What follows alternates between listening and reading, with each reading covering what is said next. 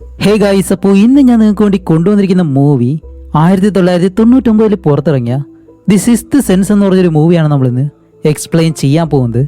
മൂവിയെ പറ്റി ഞാൻ അധികം ഒന്നും പറയുന്നില്ല.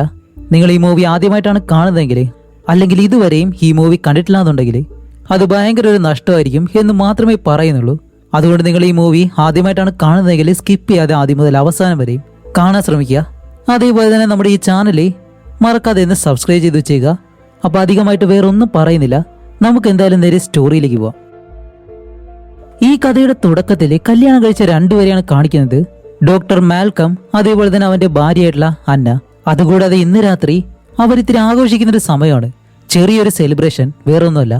ആ സിറ്റിയിലെ തന്നെ ഒരു സൈക്കോളജിസ്റ്റ് ആണ് മാൽക്കം. കൂടാതെ ഇത്ര വർഷങ്ങളായിട്ട് അവൻ ഒരുപാട് കുട്ടികളെ തന്റെ ജോലിയിലൂടെ അവൻ സഹായിച്ചിട്ടുണ്ട്. അതുകൊണ്ട് തന്നെ എല്ലാവരും ചേർന്ന് അവനൊരു അവാർഡ് കൊടുത്തതാണ്. അപ്പൊ അതിന്റെ സന്തോഷമാണ് രണ്ടുപേരും അന്ന് രാത്രി ആഘോഷിക്കുന്നത്. അങ്ങനെ സംസാരിച്ച് ഇവര് രണ്ടുപേരും കുറച്ച് റൊമാൻറ്റിക് ആയിട്ട് അന്നയും മാൽക്കവും നേരെ റൂമിലേക്ക് പോകും.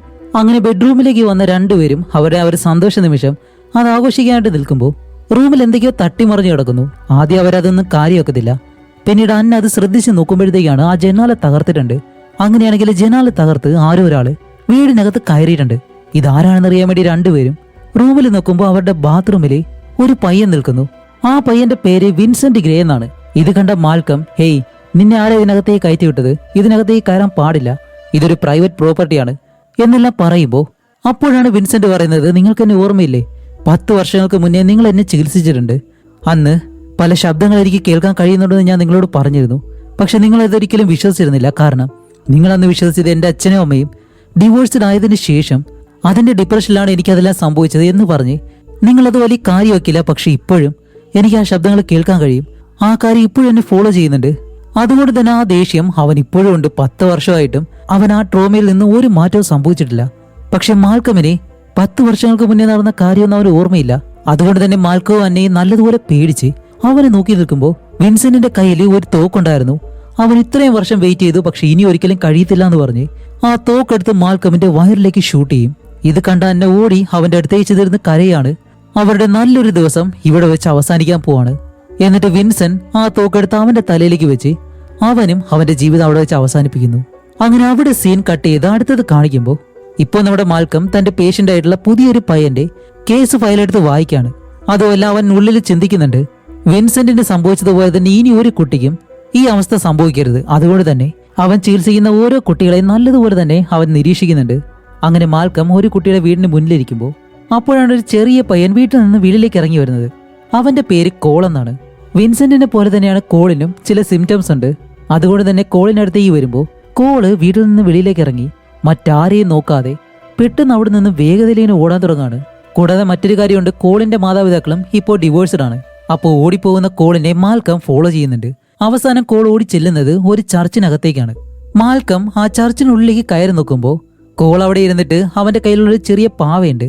അതിനോട് ലാറ്റിൻ ഭാഷയിൽ എന്തോ ഒരു കാര്യം പറയുന്നു. അങ്ങനെ മാൽക്കം അവന്റെ മുന്നിലേക്ക് ചെന്നിരുന്ന്, എന്റെ പേര് മാൽക്കം എന്നാണ്, നിന്നെ ചികിത്സിക്കാൻ വന്ന ഡോക്ടർ, നിനക്ക് എന്തെങ്കിലും പ്രശ്നം ഉണ്ടെങ്കിൽ എന്നോട് നീ പറയാൻ പറയുമ്പോൾ കോൾ അതിന് മറുപടി പറയത്തില്ല. അപ്പോൾ മാൽക്കം ചോദിക്കാല്ല, നീ ഇപ്പോൾ സംസാരിച്ചിരുന്ന ആ ഭാഷ ഏതാണ്? അത് ലാറ്റിൻ ഭാഷയാണ് എന്ന് മാത്രം പറഞ്ഞ് കോള്, ഞാൻ നിങ്ങളെ പിന്നീട് കാണാന്ന് പറഞ്ഞ് വിഷമിച്ച് അവിടെ നിന്ന് പോവാണ്. അങ്ങനെ അത് കഴിഞ്ഞ് മാൽക്കം തിരിച്ച് വീട്ടിലേക്ക് വരുമ്പോൾ അന്ന നേരത്തെ തന്നെ ഫുഡെല്ലാം കഴിച്ചിട്ട് അവൾ ഉറങ്ങാനായിട്ട് പോയിട്ടുണ്ട്. അന്ന് അവരുടെ വീട്ടിൽ നടന്ന ആ സംഭവത്തിന് ശേഷം ഇവരുടെ രണ്ടുപേരുടെ റിലേഷൻഷിപ്പിൽ ചെറിയ വിള്ളൽ വീണിട്ടുണ്ട്. കാരണം വേറെ ഒന്നുമല്ല, ആ ഒരു കാര്യം കഴിഞ്ഞതിന് ശേഷം മാൽക്കം എപ്പോഴും വീട്ടിലുണ്ടാവാറില്ല, അവന്റെ ജോലി തിരക്കുകൾ കാരണം. അതുകൊണ്ടാണ് ഇവരുടെ റിലേഷനിൽ ചെറിയൊരു വിള്ളൽ വീണിട്ടുള്ളത്.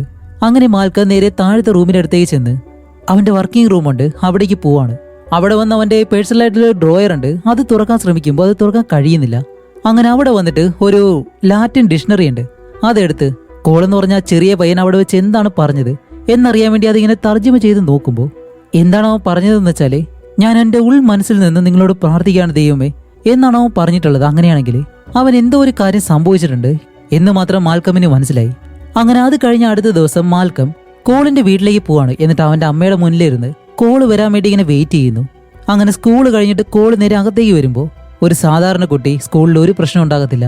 അതിന് കാരണം വേറെ ഒന്നുമല്ല, കോള് സ്കൂളിൽ ചെന്ന് കഴിഞ്ഞാൽ മറ്റുള്ളവരോട് അധികം സംസാരിക്കാനോ അവന് നല്ല സുഹൃത്തുക്കളോ അങ്ങനെ ആരുമില്ല.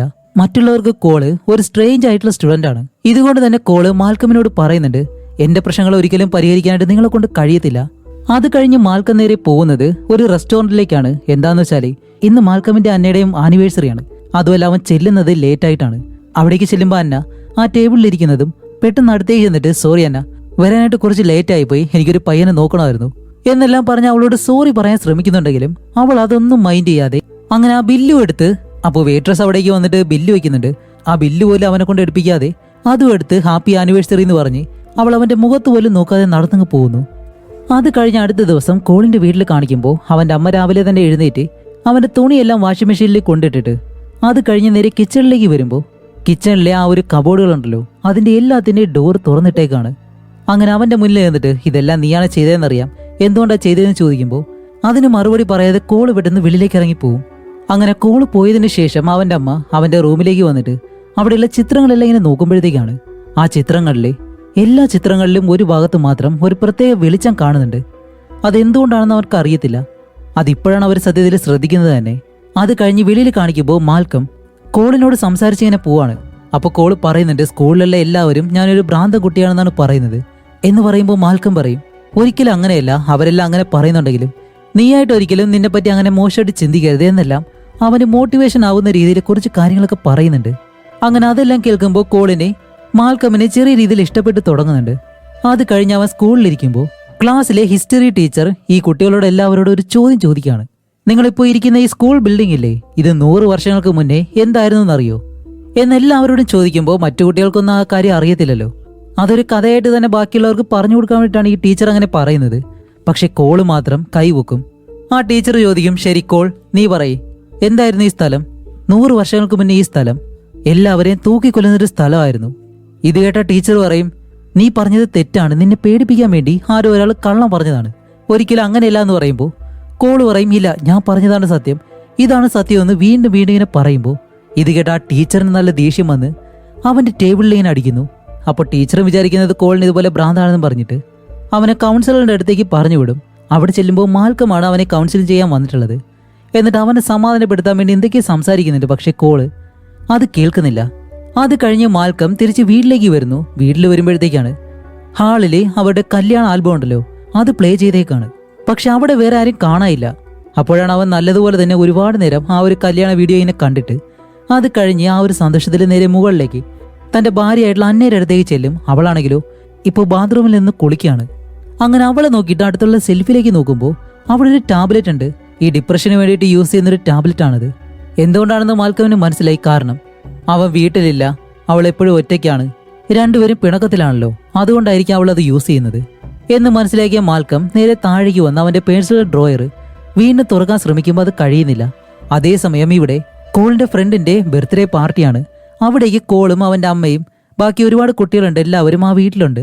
അങ്ങനെ കോള് മാത്രം മറ്റുള്ള കുട്ടികളുടെ അടുത്തേക്ക് ചെല്ലാതെ അവൻ ഒറ്റയ്ക്കൊരിടത്ത് ഇരിക്കുമ്പോഴത്തേക്കാണ് ഈ വീടിന്റെ മുകളിലേക്ക് ഒരു ചുവന്ന ബലൂൺ പറന്നു പോകുന്നത് കണ്ടിട്ട് അത് പിടിക്കാൻ വേണ്ടി അവൻ പടിക്കെട്ട് വഴി നേരെ മുകളിലേക്ക് കയറിപ്പോവും. അപ്പോൾ കോള് മുകളിലേക്ക് പോകുന്ന കാര്യം താഴെയുള്ള കുറച്ച് കുട്ടികൾ കണ്ട് അവന്റെ പുറകെ തന്നെ ഫോളോ ചെയ്ത് വരുന്നുണ്ട്.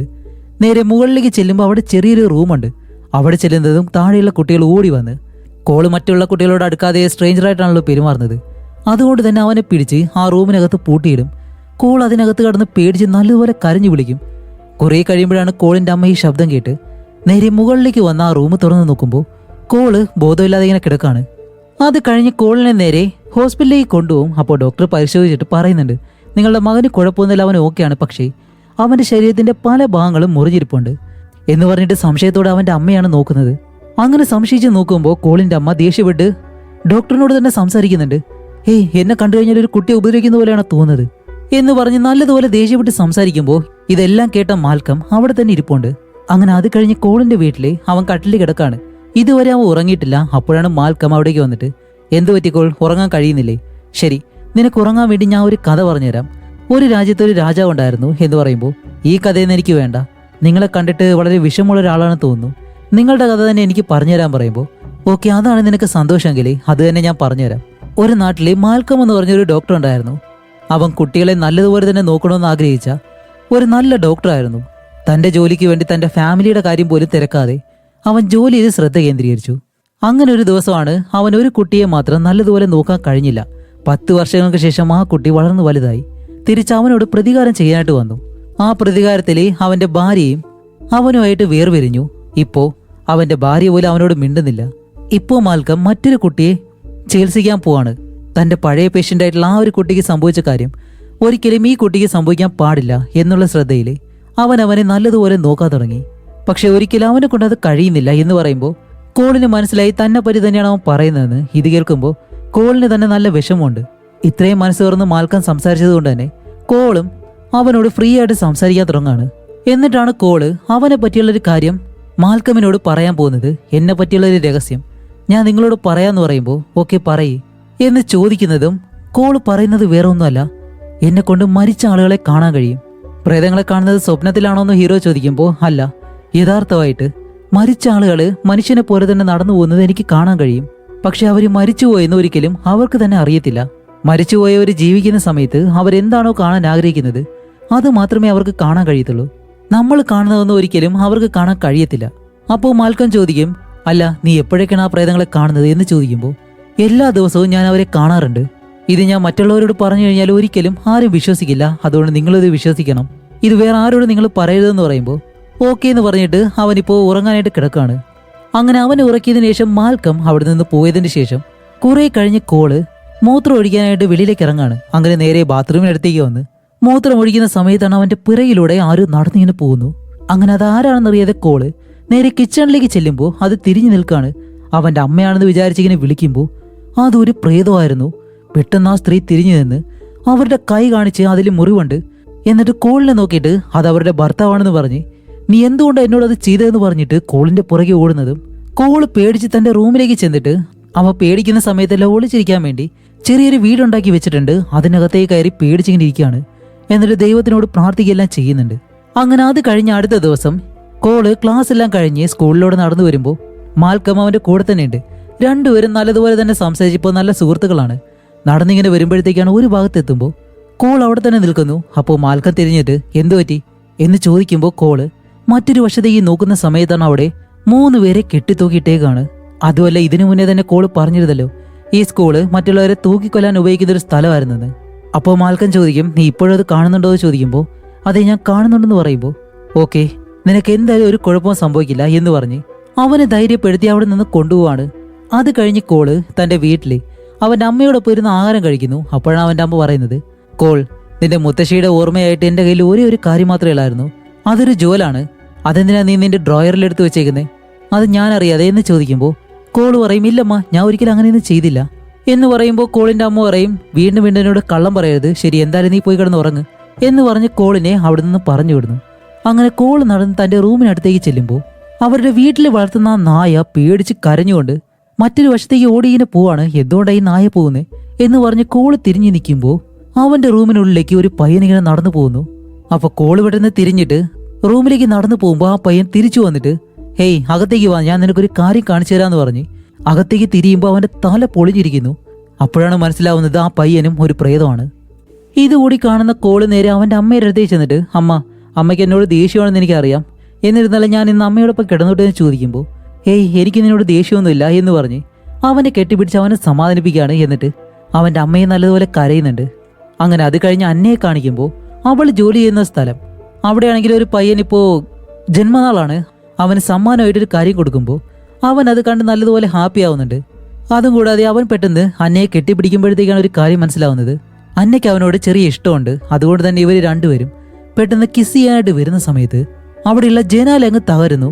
എന്താ ശബ്ദമെന്ന് പറഞ്ഞ് രണ്ടുപേരും തിരിഞ്ഞു നോക്കി വെളിയിലേക്ക് വന്ന് നോക്കുമ്പോഴാണ് മാൽക്കമുണ്ടല്ലോ ഇവരുടെ രണ്ടുപേരുടെ ആ ഒരു കാര്യം കണ്ട് അവൻ ദേഷ്യപ്പെട്ട് അവിടെ നിന്ന് നടന്നിങ്ങനെ പോവാണ്. കാരണം അവൾക്ക് മറ്റൊരു റിലേഷൻ ഉണ്ടെന്നുള്ള കാര്യം അവന് മനസ്സിലായി. ഇതിനും കാരണം അവൻ തന്നെയാണ്. ജോലി എന്ന് പറഞ്ഞ് നടന്നു കഴിഞ്ഞാല് പിന്നെ തന്റെ ഭാര്യ പോലും അവനെ നോക്കത്തില്ല എന്ന് അവനറിയാം. അതുകൊണ്ട് തന്നെ മാൽക്കം നേരെ കോളിന്റെ അടുത്തേക്ക് ചെന്നിട്ട് അവനോട് പറയും, ഇനി ഒരിക്കലും എനിക്ക് നിന്നോടൊപ്പം നിൽക്കാൻ കഴിയുമെന്ന് തോന്നുന്നില്ല. കാരണം ഞാൻ എൻ്റെ ജോലിയിൽ ശ്രദ്ധ കൊടുക്കുന്നത് കൊണ്ട് എൻ്റെ ഫാമിലി എന്നെ വിട്ടുപോകുന്നതാണ് എനിക്ക് തോന്നുന്നത്. അതുകൊണ്ട് ഞാൻ എൻ്റെ ഫാമിലിയിലേക്ക് തന്നെ തിരിച്ചു പോവാണെന്ന് പറയുമ്പോൾ ഇത് കേട്ട കോള് നല്ലതുപോലെ കരയാൻ തുടങ്ങും. കാരണം വേറൊന്നുമല്ല, ഇപ്പോൾ അവനെ വിശ്വസിക്കുന്ന ഒരേ ഒരാള് അത് മാൽക്കം മാത്രമാണ്. അവൻ പറയുന്ന കാര്യങ്ങളെല്ലാം വിശ്വസിക്കുന്ന അവനെ മനസ്സിലാക്കുന്ന ഒരാള്. ഇപ്പോൾ നിങ്ങൾ എന്നെ വിട്ടുപോയി കഴിഞ്ഞാൽ എന്നെ വേറെ ആര് മനസ്സിലാക്കും, എന്നെ ആര് ശരിപ്പെടുത്തും, അതെനിക്കറിയില്ല എന്ന് പറഞ്ഞ് മാൽക്കം അവിടെ നിന്ന് പോവാണ്. എന്നിട്ട് വീട്ടിലേക്ക് വന്ന് അവന്റെ ഫയലുകളെല്ലാം എടുത്തിട്ട് അതിൽ റെക്കോർഡ് ചെയ്തൊരു കാര്യം അവൻ വീണ്ടും ഇങ്ങനെ കേട്ടു നോക്കും. അങ്ങനെ കേട്ടു നോക്കുമ്പോഴത്തേക്കാണ് അവൻ പല കാര്യങ്ങൾ പറയുന്നു. അതേപോലെ തന്നെ അതിൽ ഹമ്മിങ്ങിൽ വേറെ ഏതോ ഒരു ശബ്ദം കേൾക്കുന്നുണ്ട്. ഇത് കേൾക്കുമ്പോൾ തന്നെ മനസ്സിലായി അവൻ പറഞ്ഞതൊന്നും കള്ളമായിട്ടുള്ള കാര്യങ്ങളല്ല, റിയൽ തന്നെയാണ്. അവൻ എന്തായാലും അവന്റെ സഹായം വേണമെന്ന് പറഞ്ഞ് അത് കഴിഞ്ഞ മാൽക്കം വീണ്ടും കോളിനെ കാണാനായിട്ട് പോവാണ്. ഇപ്പൊ കോളുള്ളത് ഒരു ചർച്ചിലാണ്. അതുമല്ല, അവന്റെ പിറകെ ആത്മാക്കളുണ്ടെങ്കിൽ കോളിൽ നിന്നും എന്തോ ഒരു കാര്യം ആ ഒരു ആത്മാക്കൾക്ക് ആവശ്യമാണ്. അതുകൊണ്ടാണ് അവനെ ഫോളോ ചെയ്ത ആ ആത്മാക്കൾ വരുന്നത്. ഇപ്പൊ അതെന്താണെന്ന് അറിഞ്ഞു കഴിഞ്ഞാല് നമുക്കത് പരിഹരിക്കാൻ കഴിയും. അതുകൊണ്ട് തന്നെ കോളിനോട് കുറച്ചുകൂടി ധൈര്യത്തില് ഇനി ഒരിക്കലും പ്രേതങ്ങളെ കണ്ടു കഴിഞ്ഞാൽ നീ പേടിക്കരുത്, അതിനെന്താണ് വേണ്ടത് എന്ന് നീ അവനോട് ചോദിക്കണം. കോള് പറയും നിങ്ങൾക്കത് എളുപ്പമായിരിക്കും, പക്ഷേ അതിനോട് സംസാരിക്കേണ്ടത് ഞാനല്ലേ. അതെ, അവരെന്താണ് പറയാൻ ശ്രമിക്കുന്നത്, എന്ത് മെസ്സേജാണ് നിനക്ക് തരാൻ ശ്രമിക്കുന്നത്, അതെന്താണെന്ന് മനസ്സിലാക്കിയാൽ മതിയാവൂ എന്ന് പറയുന്നത് അന്ന് രാത്രി നമ്മുടെ കോള് ഉറങ്ങാനായിട്ട് നിൽക്കുന്ന സമയത്താണ്. അവന്റെ റൂമിനകത്ത് എന്തോ ഉള്ളതുപോലെ അവൻ അപ്പൊ തന്നെ മനസ്സിലായി അതൊരു ഗോസ്റ്റ് ആയിരിക്കുമെന്ന്. അവൻ പെട്ടെന്ന് ആ ടെന്റിനകത്തേക്ക് കയറിയിട്ട് ടോർച്ചെല്ലാം അടിച്ച് ദൈവത്തിനോട് നല്ലതുപോലെ പ്രാർത്ഥിക്കുകയാണ്. അപ്പോഴാണ് അവൻ ടെന്റിലിട്ട് വെച്ചിരുന്ന ആ ക്ലിപ്പെല്ലാം ഓരോന്നിട്ട് അഴിഞ്ഞ് പെട്ടെന്ന് കാണിക്കുമ്പോൾ ആ ടെന്റിനകത്ത് ഒരു പെൺകുട്ടിയുടെ പ്രേതം അവളെന്തോ ഛർദ്ദിക്കുന്നുണ്ട്. ഇത് കാണുന്ന കോള് പെട്ടെന്ന് തന്നെ ടോർച്ചും എടുത്ത് അവിടെ നിന്നും ആ ടെന്റിന് വെളിയിലേക്ക് വന്ന് ഒരു ചെയറിനടിയിൽ പോയി ഒളിച്ചിരിക്കുകയാണ്. കുറെ നേരം അവിടെ തന്നെ ഇരുന്ന് പേടിച്ചിരിക്കുമ്പോൾ ഇപ്പോൾ മാൽക്കം പറഞ്ഞ ആ കാര്യം അവൻ വീണ്ടും ആലോചിക്കുന്നു, അവരോട് ധൈര്യമായിട്ട് പോയി സംസാരിക്കാനായിട്ട്. അങ്ങനെ ചോദിക്കാന്ന് പറഞ്ഞ് കോള് പതിയെ അവന്റെ ആ ടെന്റിനടുത്തേക്ക് ചെല്ലുമ്പോൾ അവൻ പൊളിച്ചിട്ട് ആ ടെന്റ് ആ പെൺകുട്ടിയുടെ ദേഹത്ത് ഇങ്ങനെ മറിഞ്ഞിരിക്കുകയാണ്. അങ്ങനെ പേടിച്ച് അവൻ അതെടുത്ത് മാറ്റുമ്പോൾ ആ പെൺകുട്ടി അവിടെ കരഞ്ഞിരിക്കുകയാണ്. അപ്പോഴാണ് കോള് ചോദിക്കുന്നത് നിനക്ക് എന്താ വേണ്ടേ എന്ന് ചോദിക്കുമ്പോൾ അവൾക്കൊരു സഹായം വേണമെന്ന് മാത്രം അവൾ പറയുന്നുണ്ട്. അത് കഴിഞ്ഞ് അടുത്ത ദിവസം കാണിക്കുന്നത് കോളും മാൽക്കമും ഇപ്പോൾ ബസ്സിൽ വേറെ ഏതൊരു സ്ഥലത്തേക്ക് പോവാണ്. അങ്ങനെ ആ സ്ഥലത്ത് ഇറങ്ങുമ്പോഴത്തേക്കാണ് ഒരു മരണം നടന്ന വീട്ടിലേക്കാണ് ഇവർ രണ്ടുപേരും നടന്നു പോകുന്നത്. അത് വേറെ ആരുടെയും വീടല്ല, ഇന്നലെ കണ്ട ആത്മാവായിട്ടുള്ള പെൺകുട്ടി ഉണ്ടല്ലോ അവളുടെ വീട്ടിലേക്കാണ്. അവളുടെ പേര് കീറ എന്നാണ്. അത് കഴിഞ്ഞ് അകത്തേക്ക് ചെല്ലുമ്പോൾ എല്ലാവരും ആകെ വിഷമത്തിലെ ആ ഫ്യൂണറൽ ചടങ്ങ് നടത്തുകയാണ്. അങ്ങനെ ഇവർ രണ്ടുപേരും അതിനകത്തുള്ള ഒരു റൂമിനകത്തേക്ക് ചെല്ലുമ്പോൾ കോളിപ്പോൾ മാൽക്കമിനോട് പറയുന്നുണ്ട് എന്ത് സംഭവിച്ചാലും എന്നെ വിട്ട് പോരുതെന്ന് പറയുമ്പോൾ ഇല്ല ധൈര്യമായിട്ട് നീ ഉള്ളിലേക്ക് പോയിക്കോ എന്ന് പറയുന്നതും കോൾ ഉള്ളിലേക്ക് പോകുന്നതും ആ റൂം മുഴുവനായിട്ട് ഒരുപാട് പാവകളൊക്കെ ഉണ്ട്. മാൽക്കമാണെങ്കിൽ റൂമിന് വെളിയിലാണുള്ളത്. അങ്ങനെ കോൾ അകത്തേക്ക് നടന്നു ചെല്ലുമ്പോൾ പെട്ടെന്ന് കട്ടിലിനടിയിൽ നിന്ന് ഒരു കൈ വന്ന് അവനെ പിടിക്കുന്നു. മരിച്ചുപോയ ആ പെൺകുട്ടിയുടേതാണ്. എന്നിട്ടാണ് കട്ടിലിനടിയിലേക്ക് അവൻ കുനിയുമ്പോൾ ആ പെൺകുട്ടി ഒരു പെട്ടി എടുത്ത് അവന്റെ അടുത്തേക്ക് വെച്ചിട്ട് ഇത് നീ എന്റെ അച്ഛൻ്റെ കയ്യിൽ കൊണ്ട് കൊടുക്കണം എന്നിങ്ങനെ പറയും. അങ്ങനെ കോള് ആ പെട്ടിയെടുത്ത് മരിച്ചുപോയ കീറ എന്ന് പറഞ്ഞ ആ പെൺകുട്ടിയുടെ അച്ഛൻ്റെ കയ്യിൽ കൊടുത്തിട്ട് നിങ്ങളുടെ മകള് നിങ്ങളോട് എന്തോ കാണിക്കണമെന്ന് ആഗ്രഹിക്കുന്നുണ്ട് എന്ന് പറഞ്ഞ് കോളും മാൽക്കമും അവിടെ നിന്ന് തിരിച്ചു പോവും. അങ്ങനെ ആ പെൺകുട്ടിയുടെ അച്ഛൻ അത് തുറന്ന് നോക്കുമ്പോൾ അതൊരു കാസറ്റാണ്, അത് വീഡിയോ റെക്കോർഡ് ചെയ്ത. അതെടുത്തവർ ടി വിയിൽ പ്ലേ ചെയ്ത് നോക്കുമ്പോഴത്തേക്കും അതിലൊരു രഹസ്യം വേറൊന്നല്ല. ആ പെൺകുട്ടി എപ്പോഴും ഈ പാവകളെ വെച്ചിട്ട് ഓരോ കാര്യങ്ങൾ ചെയ്യുമ്പോൾ അതെപ്പോഴും വീഡിയോ എടുക്കാറുണ്ട്. അതുപോലെ ഒരു വീഡിയോ ആണിത്. അതിലാണ് ഒരു കാര്യം അവർ കാണുന്നത്. സത്യത്തിൽ ആ പെൺകുട്ടി അസുഖം ബാധിച്ച് മരണപ്പെട്ടതെന്നാണ് എല്ലാവരും വിശ്വസിച്ചിരുന്നത്. പക്ഷെ ഒരിക്കലും അങ്ങനെയല്ല. അത് വേറെ ആരുമല്ല, ആ പെൺകുട്ടിയുടെ രണ്ടാനമ്മയാണ്. എന്നിട്ട് അവിടേക്ക് വന്ന് അവൾ ഉറങ്ങുന്നെന്ന് വിചാരിച്ചിട്ട് അവൾ കഴിക്കാനുള്ള ആഹാരത്തിൽ വിഷം കലർത്തുന്നു. എന്നിട്ട് കീര എന്ന് പറഞ്ഞ ആ പെൺകുട്ടിക്ക് അത് കൊടുക്കുകയും ചെയ്യുന്നുണ്ട്. ഇതറിയാതെ ആ പെൺകുട്ടി ആഹാരം കഴിക്കുന്നതും അങ്ങനെയാണ് അവൾ ഛർദ്ദിച്ചിട്ട് അവസാനം മരണപ്പെടുന്നത്. അതുകൊണ്ടാണ് കോൾ ആദ്യമായിട്ട് ആ പെൺകുട്ടിയെ കാണുമ്പോൾ അവൾ ഛർദ്ദിക്കുന്നത് പോലെ കണ്ടത്. അപ്പോൾ ഈ കാര്യം അവളുടെ അച്ഛൻ മനസ്സിലാക്കാൻ വേണ്ടിയിട്ടാണ് ആ പെൺകുട്ടിയുടെ ആത്മാവ് കോളിന്റെ സഹായം തേടി അവന്റെ മുന്നിലേക്ക് ചെന്നത്. ഈ സത്യം അറിയുന്നത് ആ പെൺകുട്ടിയുടെ അച്ഛൻ നേരെ അവളുടെ രണ്ടാനമ്മയുടെ അടുത്തേക്ക് ചെന്ന് എല്ലാ സത്യങ്ങളും മനസ്സിലാക്കി എന്ന് പറഞ്ഞ് അവരെ അവിടെ നിന്ന് പുറത്താക്കുന്നു. അങ്ങനെ ഈ സംഭവം കൂടി കഴിഞ്ഞതും ഇപ്പോൾ അത് കഴിഞ്ഞിട്ട് നമ്മുടെ കോള് ധൈര്യമായിട്ട് ഓരോ പ്രേതങ്ങളുമായിട്ട് സംസാരിക്കുകയാണ്. ഓരോ പ്രേതങ്ങൾ അവന്റെ മുന്നിലേക്ക് വരാനൊരു കാരണമുണ്ട്. അവരുടെ നിറവേറ്റാത്ത ആഗ്രഹം അതെങ്ങനെയെങ്കിലും സാധിച്ചു കൊടുക്കണം, അതിനു വേണ്ടിയിട്ടായിരിക്കും. അതുപോലെ തന്നെ അവനും മറ്റു പ്രേതങ്ങളോടൊപ്പം സംസാരിക്കുകയും ചെയ്യുന്നു. അതേപോലെ തന്നെ സ്കൂളിൽ ഇപ്പോൾ സാധാരണ കുട്ടികളെ പോലെ തന്നെയാണ് കോളും പെരുമാറുന്നത്. കാരണം അവനിപ്പോൾ പ്രേതങ്ങളെ പേടിയില്ല. അതുകൊണ്ട് തന്നെ ആ സ്കൂളിൽ നടക്കുന്ന പ്രോഗ്രാമിൽ അവന് നല്ലതുപോലെ തന്നെ പങ്കെടുക്കുന്നുണ്ട്. അതിൽ പ്രധാന ഒരു കഥാപാത്രത്തെയാണ് കോൾ അവതരിപ്പിക്കുന്നത്. ഇത് കണ്ട മാൽക്കമിനും നല്ല സന്തോഷമായി. കാരണം താൻ ചികിത്സിച്ച ആ ഒരു കുട്ടിക്ക് നല്ല മാറ്റമാണ് ഇപ്പോൾ സംഭവിച്ചിട്ടുള്ളത്. അങ്ങനെ അത് കഴിഞ്ഞ് കോളും മാൽക്കമും കണ്ടുമുട്ടുമ്പോൾ ഇപ്പോൾ കോളിനറിയാം ഇനി മാൽക്കമിന്റെ ആവശ്യം ഒരിക്കലും അവനില്ല. അതുകൊണ്ട് തന്നെ ഇപ്പോൾ ഞാൻ ശരിയായി, എനിക്കൊരു കുഴപ്പമില്ല. അതുകൊണ്ട് നിങ്ങൾ നിങ്ങളുടെ ഭാര്യയുടെ അടുത്തേക്ക് ചെന്ന് അവരെ സമാധാനിപ്പിക്കാൻ ശ്രമിക്കുക എന്നെല്ലാം ഒരു വലിയ ആൾ പറയുന്നത് പോലെ തന്നെ അവൻ പറയുന്നുണ്ട്. അപ്പോൾ കോള് പറയും ഇതായിരിക്കും ഞാൻ നിന്നെ അവസാനമായിട്ട് കാണുന്നത് എന്ന് പറഞ്ഞ് മാൽക്കം അവിടെ നിന്ന് പോകുന്നതും ഇപ്പോൾ കോള് തിരിച്ച് അവൻ്റെ അമ്മയുടെ അടുത്തേക്ക് വന്ന് കാറിലിരുന്നിട്ട് ഇവർ യാത്ര പോകുമ്പോൾ പെട്ടെന്നൊരു ബ്ലോക്കാണ്. അപ്പോഴാണ് കോള് തനിക്കുള്ള ആ ഒരു കഴിവ് തൻ്റെ അമ്മയോട് പറയാനായിട്ട് ശ്രമിക്കുന്നു. ആദ്യം അവർ അത് വിശ്വസിക്കത്തില്ല. അപ്പോൾ കോള് പറയും അവിടെ മരിച്ചുപോയത് ആരാണെന്നറിയോ, ഒരു വയസ്സായുള്ള സ്ത്രീയാണ് എന്ന് പറയുമ്പോൾ അവൻ്റെ അമ്മ ചോദിക്കും അല്ല ഇത് നിനക്കെങ്ങനെ അറിയാമെന്ന് ചോദിക്കുമ്പോൾ അവരുടെ കാറിന് അടുത്തായിട്ട് തന്നെ ആ സ്ത്രീയുടെ ആത്മാവ് നിൽപ്പുണ്ടായിരുന്നു. അതുകൊണ്ടാണ് അവൻ പറഞ്ഞത്. എന്നിട്ട് അവൻ അവൻ്റെ അമ്മയോട് പറയുന്നുണ്ട് അവരിപ്പോൾ എൻ്റെ അടുത്ത് തന്നെ നിൽപ്പുണ്ടെന്ന് പറയുമ്പോൾ ഏയ് നീ എന്താ ഈ പറയുന്നത് ചോദിക്കുമ്പോൾ കോള് പറയും, അമ്മ എന്നെ പറ്റിയുള്ളൊരു സീക്രട്ട് ഞാനിപ്പോൾ അമ്മയോട് പറയാൻ പോവാണ്. എനിക്ക് സത്യത്തിൽ പ്രേതങ്ങളെ കാണാൻ കഴിയും, അവരോടൊപ്പം സംസാരിക്കാനും കഴിയും എന്ന് പറയുമ്പോൾ അവൻ്റെ അമ്മ അത് ഒരിക്കലും വിശ്വസിക്കില്ല. ഇപ്പോൾ അവൻ്റെ അമ്മ വിശ്വസിക്കാൻ വേണ്ടി അവൻ്റെ അമ്മയോട് പറയും, ഒരു ദിവസം മുത്തശ്ശിയുടെ ജോൽ ഞാൻ എടുത്തു വെച്ചെന്ന് അമ്മ പറഞ്ഞല്ലോ, അതൊരിക്കലും ഞാൻ എടുത്തു വെച്ചതല്ല, മുത്തശ്ശി തന്നെയാണ് ആ ഡ്രോയറിൽ എടുത്തു വെച്ചത് എന്ന് പറയുമ്പോൾ അപ്പോഴും അവൻ്റെ അമ്മ വിശ്വസിക്കുന്നില്ല. ഓക്കെ, അവൻ്റെ അമ്മ വിശ്വസിക്കാൻ വേണ്ടി അവൻ്റെ അമ്മയുടെ കുട്ടിക്കാലത്ത് നടന്ന ഒരുപാട് കാര്യങ്ങളും അവനിപ്പോൾ അവൻ്റെ അമ്മയോട് പറയാണ്. കാരണം ഇതെല്ലാം അവൻ്റെ മുത്തശ്ശി അവനോട് പറഞ്ഞതാണ്. ഇത് കേൾക്കുമ്പോഴത്തേക്കാണ് കോളിൻ്റെ അമ്മയ്ക്ക് ഇതെല്ലാം വിശ്വസിക്കുന്നത്. അത് കാരണം കോളിൻ്റെ അമ്മ നല്ലതുപോലെ തന്നെ അവളുടെ അമ്മയെക്കുറിച്ച് കുറേ നേരം ആലോചിച്ചിട്ട് ഇപ്പോൾ കോളിനെ കെട്ടിപ്പിടിച്ചിരുന്ന് കരയാണ്. അപ്പോൾ കോളിന്റെ ജീവിതത്തിലെ എല്ലാ പ്രശ്നങ്ങളും ഇപ്പോൾ കഴിഞ്ഞിട്ടുണ്ട്. അത് കഴിഞ്ഞ് മാൽക്കമിനെ കാണിക്കുമ്പോൾ ഇനി എന്തായാലും മാൽക്കമിന് തന്റെ ഭാര്യയായിട്ട് നല്ലൊരു ജീവിതം ജീവിക്കണം. അതുകൊണ്ട് തന്നെ അവളോട് വന്ന എല്ലാ സോറിയും പറഞ്ഞ് അവളോട് സംസാരിക്കാന്ന് പറഞ്ഞിട്ട് നേരെ വീട്ടിലേക്ക് വരുമ്പോൾ അവളിപ്പോൾ ഹാളിലിരുന്നിട്ട് അവരുടെ വിവാഹ വീഡിയോ ഉണ്ടല്ലോ അത് വീണ്ടും പ്ലേ ചെയ്ത് ഇങ്ങനെ കാണുകയാണ്. അപ്പോഴാണ് മാൽക്കം അടുത്തേക്ക് ചെല്ലുമ്പോൾ അവള് അവരുടെ വിവാഹ വീഡിയോ വെച്ചിട്ട് അതിങ്ങനെ കണ്ട് നല്ലതുപോലെ ഉറങ്ങി. അവളുടെ അടുത്തേക്ക് ചെന്നിരുന്ന് മാൽക്കം പറയുന്നുണ്ട് സോറി എന്നെല്ലാം പറഞ്ഞിട്ട് ഓരോ കാര്യങ്ങൾ സംസാരിക്കുമ്പോൾ ഞാൻ നിന്നെ ഒരുപാട് മിസ് ചെയ്യുന്നു മാൽക്കം എന്നിങ്ങനെ പറഞ്ഞ് പെട്ടെന്ന് അവളുടെ കയ്യിൽ നിന്ന് ഒരു വിവാഹ മോതിരം താഴേക്ക് വീഴുന്നു. അത് വീഴുമ്പോൾ മാൽക്കം അത് ഇവള് കയ്യിലിട്ടില്ലേ എന്നുള്ള രീതിയിൽ അന്നയുടെ കയ്യിലേക്ക് നോക്കുമ്പോൾ അവളുടെ കയ്യിൽ വിവാഹമോതിരമുണ്ട്. അപ്പൊ ഇത് ആരുടേതായിരിക്കും എന്ന് വിചാരിച്ചിട്ട് അവന്റെ കയ്യിൽ നോക്കുമ്പോൾ അവന്റെ കയ്യിൽ വിവാഹമോതിരം ഇല്ല. ഇവിടെയാണ് ഈ മൂവിയുടെ യഥാർത്ഥ ട്വിസ്റ്റ് വരാൻ പോകുന്നത്. ടെൻഷൻ ആവരുത്, ശ്രദ്ധിച്ചു കേട്ടോ. അവിടെയാണ് നമ്മുടെ കോള് പറഞ്ഞ കാര്യം മാൽക്കം ഇപ്പോൾ ആലോചിക്കുന്നത്. മരിച്ചുപോയവർക്ക് അവര് മരിച്ചുപോയെന്നുള്ള കാര്യം പോലും അറിയത്തില്ല എന്ന് പറയുന്നത്. ഇത് മനസ്സിലാക്കിയ മാൽക്കം ഒരു സത്യം മനസ്സിലാക്കുന്നു. സത്യത്തില് അവൻ മരിച്ചുപോയി. കാരണം അന്നത്തെ ദിവസം സ്റ്റാർട്ടിങ്ങില് അവനെ ഒരു പയ്യൻ വന്ന് ഷൂട്ട് ചെയ്യുമല്ലോ, അന്ന് തന്നെ മാൽക്കം അവിടെ വെച്ച് മരിച്ചിരുന്നു. അതറിയുന്നത് എങ്ങനെയാന്ന് വെച്ചാല് കോളിന്റെ വീട്ടില് മാൽക്കം അവന്റെ അമ്മയോടൊപ്പം ഇരുന്ന് സംസാരിക്കുന്നുണ്ട്. പക്ഷെ ഒരിക്കലും കോളിന്റെ അമ്മ മാൽക്കമിനോട് സംസാരിക്കില്ല. മാൽക്കം മാത്രമാണ് അവരുടെ മുന്നിലിരിക്കുന്നത്. അതേപോലെ തന്നെ മറ്റാർക്കും മാൽക്കമിനെ കാണാൻ കഴിഞ്ഞിട്ടില്ല. എപ്പോഴും മാൽക്കം സംസാരിക്കുന്നത് കോളിനോട് മാത്രമാണ്. അതേപോലെ തന്നെ വെഡിങ് ആനിവേഴ്സറി ആ ദിവസം ആ റെസ്റ്റോറന്റിൽ പോയിട്ട് അന്നയോട് അവൻ സംസാരിക്കാൻ ശ്രമിക്കുമ്പോൾ അവൾ സംസാരിക്കാത്തത് വേറെ ഒന്നും കൊണ്ടല്ല, അവൻ മരിച്ചിട്ട് ഒരുപാട് കാലമായി. അങ്ങനെയുള്ള പ്രേതത്തിനോട് അവൾ എങ്ങനെ സംസാരിക്കും? അതുകൊണ്ടാണ് അവന്റെ ഓർമ്മയ്ക്ക് വേണ്ടി അവൾക്ക് അപ്പോഴും മാൽക്കമിനോട് ഇഷ്ടം തന്നെയായിരുന്നു. അതുകൊണ്ടാണ് അവന്റെ ഓർമ്മയ്ക്ക് വേണ്ടി അവൾ ആ ഒരു ആനിവേഴ്സറി ദിവസം ഈ റെസ്റ്റോറന്റിൽ പോയിട്ട് അവന്റെ ഓർമ്മയ്ക്കെന്നുള്ള രീതിയിൽ ആ കാര്യങ്ങളൊക്കെ ചെയ്യുന്നത്. അതേപോലെ തന്നെ അവൻ പലതവണയും അവന്റെ ആ ഡ്രോയർ തുറക്കാൻ ശ്രമിക്കുമ്പോൾ അത് തുറക്കാൻ കഴിയത്തില്ലല്ലോ. അപ്പോഴും ആ കോള് പറഞ്ഞിട്ടുണ്ടായിരുന്നു മരിച്ചവർ എന്താണോ കാണാൻ ആഗ്രഹിക്കുന്നത് അത് മാത്രമേ അവർക്ക് കാണാൻ കഴിയുള്ളൂ. അതുകൊണ്ടാണ് അവനത് തുറക്കാൻ കഴിയാത്തത്. കൂടാതെ അതിന്റെ മുന്നിലെ അന്ന ഒരു ടേബിൾ എടുത്തു വെച്ചിരുന്നു. മരിച്ചു പോയതിനു ശേഷം മാൽക്കം അത് ഉപയോഗിച്ചിട്ടില്ലല്ലോ. അതുകൊണ്ട് അപ്പോഴാണ് അവൻ മരിച്ചുപോയ ആ കാര്യങ്ങളെല്ലാം അവൻ വീണ്ടും ആലോചിച്ച് നോക്കുന്നത്. അപ്പൊ ഇത്രയും കാര്യങ്ങൾ ആലോചിച്ച് നോക്കിയതും ഇപ്പോഴാണ് മാൽക്കമിനും തന്റെ ആ സത്യം മനസ്സിലാവുന്നത്, താൻ മരിച്ചുപോയെന്ന്. അത് കഴിഞ്ഞ് മാൽക്കം നേരെ തന്റെ ഭാര്യയുടെ അടുത്തേക്ക് ചെല്ലുകയാണ്. എന്നിട്ട് അവളോട് അവസാനമായിട്ട് യാത്ര പറയുന്നുണ്ട്, ഞാൻ നിന്നെ വിട്ടുപോയി, അത് സത്യമായിട്ടുള്ള കാര്യമാണ്. ഇപ്പോഴാണ് ഞാനത് മനസ്സിലാക്കുന്നത്. അതുകൊണ്ട് നിനക്കൊരു ജീവിതമുണ്ട്, അത് നീ ജീവിക്കണം. ഇനി എന്റെ ആവശ്യം ഒരിക്കലും ഇവിടെ ഇല്ല. ഞാൻ പോകുമ്പോഴും ഒരു പയ്യന് നല്ല കാര്യം ചെയ്തിട്ട് മാത്രമാണ് ഇവിടെ നിന്ന് പോകുന്നത് എന്നല്ല അവളോടുള്ള ആ ഒരു ഇഷ്ടം അവളുടെ മുന്നിൽ എഴുന്നിങ്ങനെ പറയുമ്പോൾ അവൾക്കത് സ്വപ്നത്തിൽ തോന്നിയതാണോ ഇല്ലേന്ന് അറിയത്തില്ല. അവൾ തിരിച്ചും പറയുന്നുണ്ട് ഐ ലവ് യു എന്ന്. അതോടെ ഈ മൂവി ഇവിടെ വെച്ച് അവസാനിക്കുകയാണ്. അപ്പോൾ നിങ്ങളിൽ ഒരുപാട് പേരും ഈ മൂവി കണ്ടിട്ടുണ്ടോ ഇല്ലയെന്ന് എനിക്ക് അറിയത്തില്ല. ഇതുവരെ നിങ്ങൾ ഈ മൂവി കണ്ടില്ല, ആദ്യമായിട്ടാണ് കാണുന്നതെങ്കിൽ നിങ്ങൾക്ക് ഇത് നല്ലൊരു എക്സ്പീരിയൻസ് ആയിരിക്കും. ആ ഒരു അഭിപ്രായം എന്തായാലും തീർച്ചയായിട്ടും കമന്റ് ആയിട്ട് ഇടുക. അടുത്തൊരു നല്ല മൂവി ആയിട്ട് ഉടനെ തന്നെ വരാം. അതുവരെയും ബൈ.